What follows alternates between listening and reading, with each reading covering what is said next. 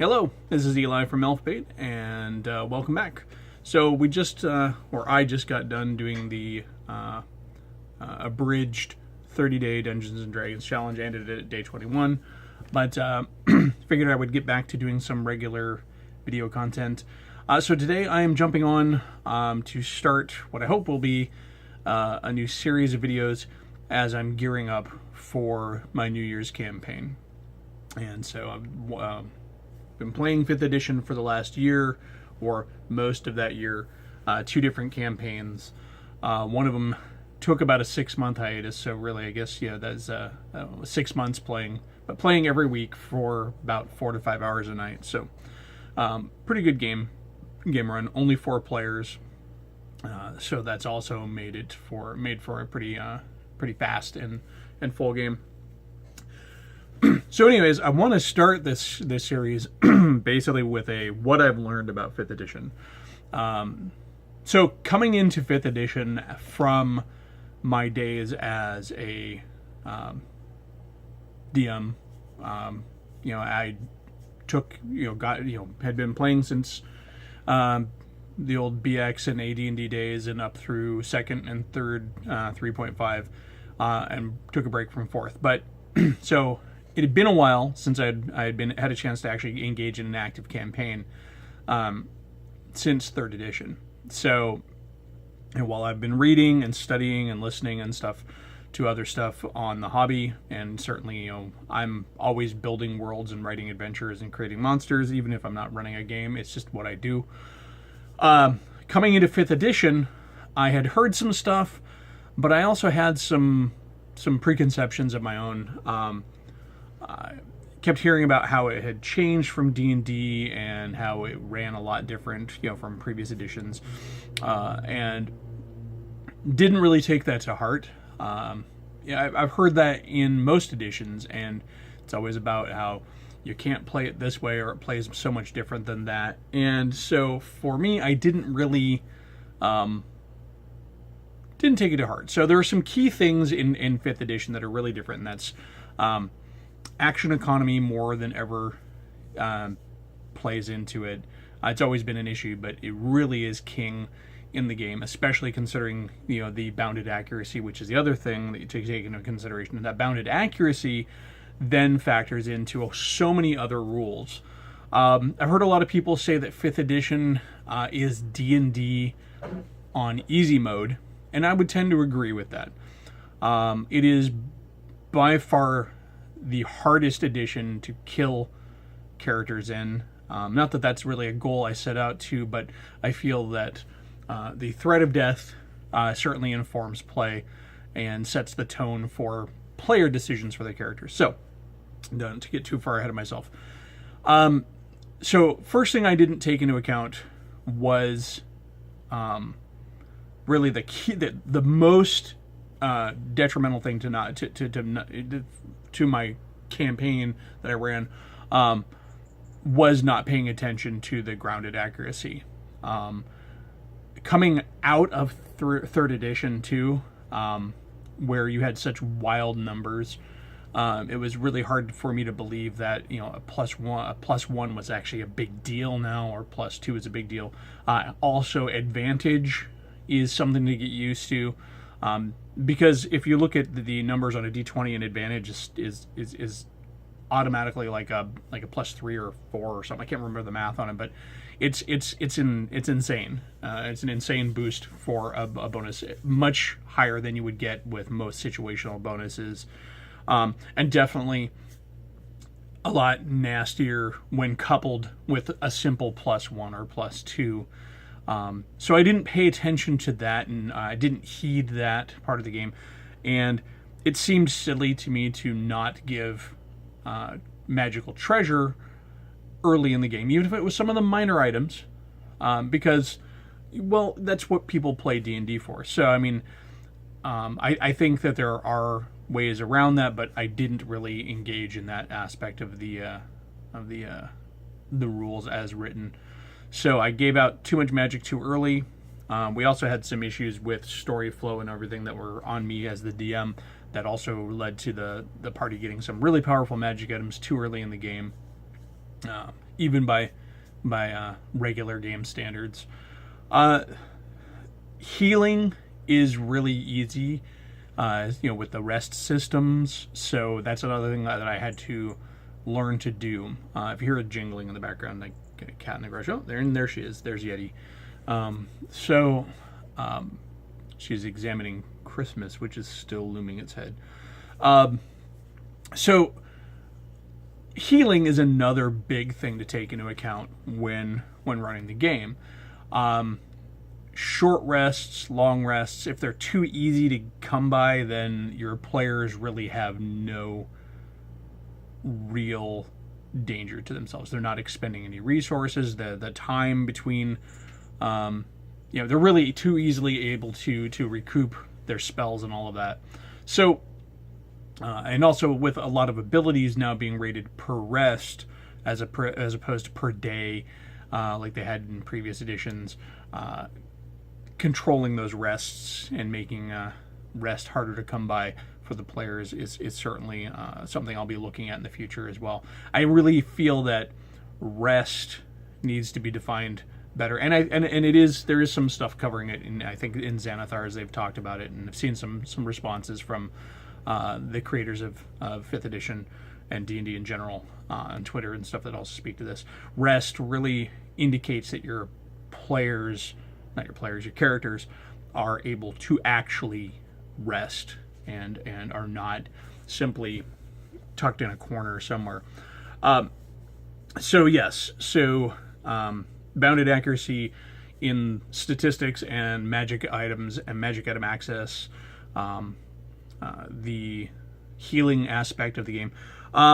CR is still as broken as it ever was. It's certainly better now than it has been in the past, but CR doesn't really take into account action economy.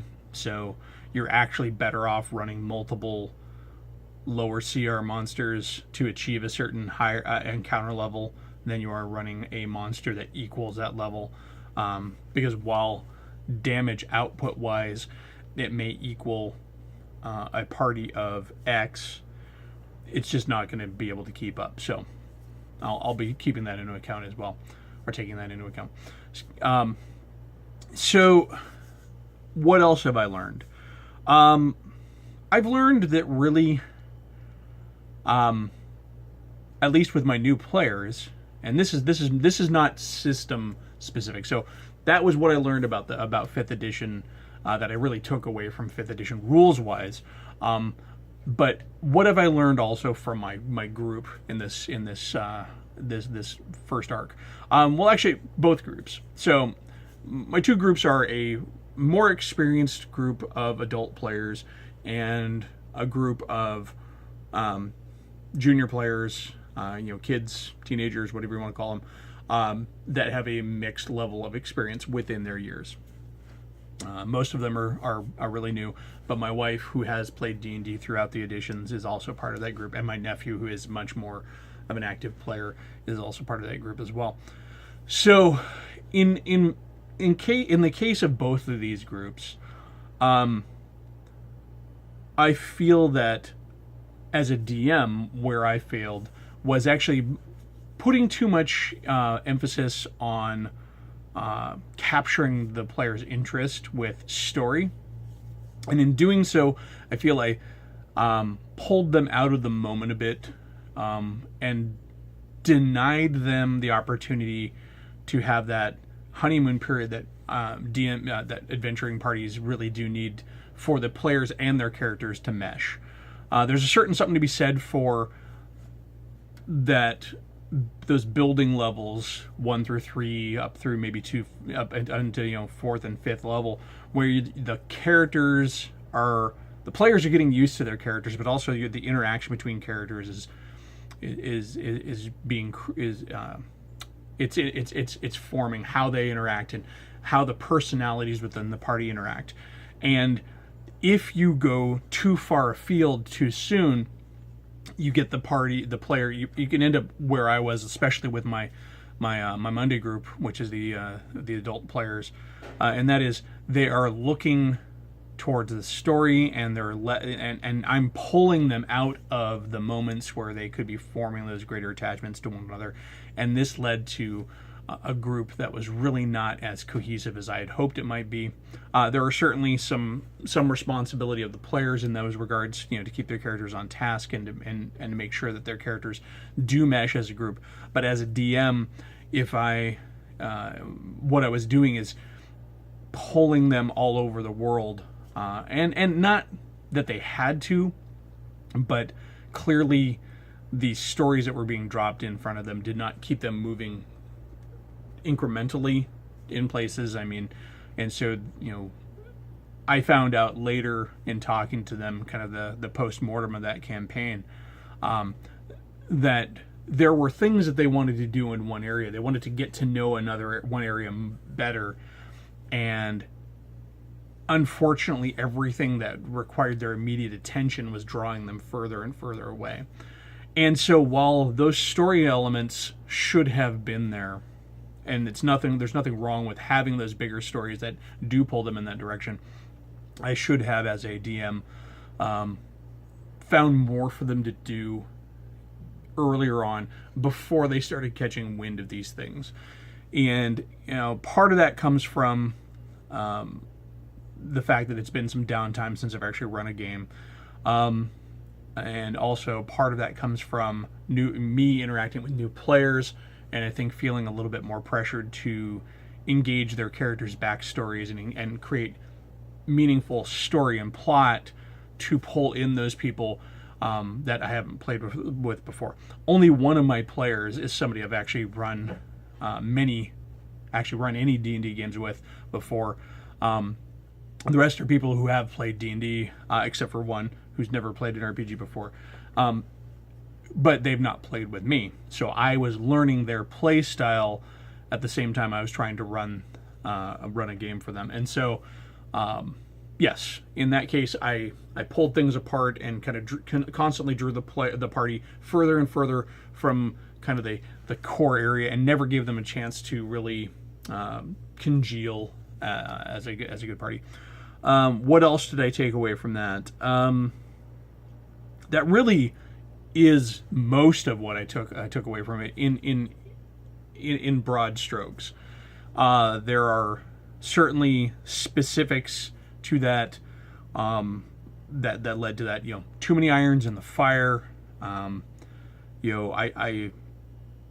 feel that in this particular case, my players may not have been up to the task of self-managing or feeling comfortable in managing the prioritization of the different plot points that I was putting in front of them. And so every rumor ended up being a call to action, and perhaps I need in the future what would help me and them would be for me to, if I'm going to throw out rumors, throw them out while there are fewer things in play, and also maybe allow for those make for those rumors to be less, less a call to arms than something that is really just a seed. In this game that I was running, there was a war in the north. There was also a situation in the High Elven homeland where parts of their forest were being corrupted, and at the same time there was something going on with the metal shipments that were coming out of the home of one of the players, one of the characters. So really, I feel like if I was to go back and restage those things with more thought ahead of time, and actually without feeling like I was needing to grab each of the players individually, what I might have done is had it start with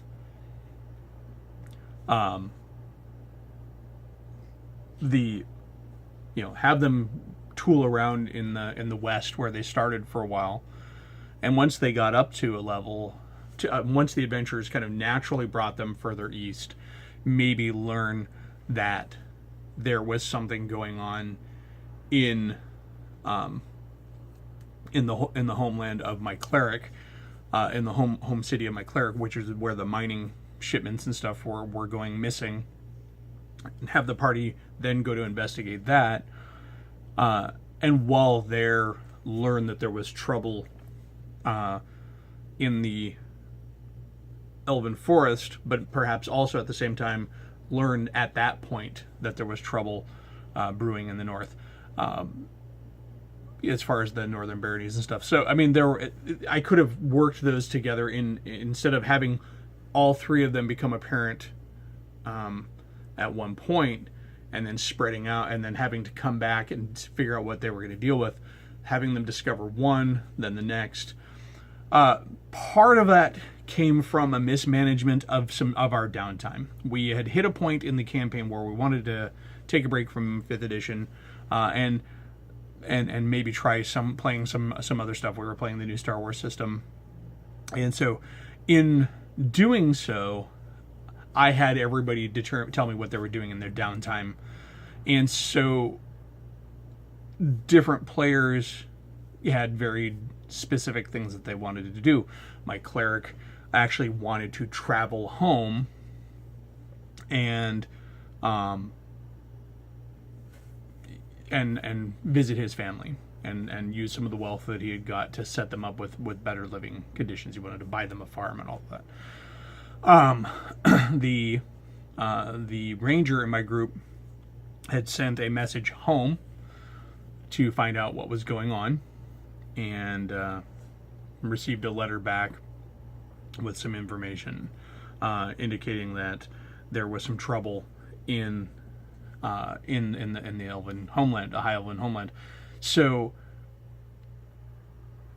and earlier on, we had already gotten word in the game that there was trouble in the north. Now, the trouble in the north could have just been a background element, and really, it never did rise to preeminence in the game. The fighter in the party who is from that area did for a while contemplate marching up there and with mercenaries, but then realized he really didn't know what side to fall on. So I guess that's a good example. And I know this is kind of a ramble, but I'm trying to share kind of my thought processes in how all of this kind of went wrong and went right. So there was definitely a pacing issue, and part of that came, and what that did is that created the sense of urgency where the players felt that there was way too much out in front of their characters to try and look into, and they felt that they were being just pulled ever further and further away, rather than having a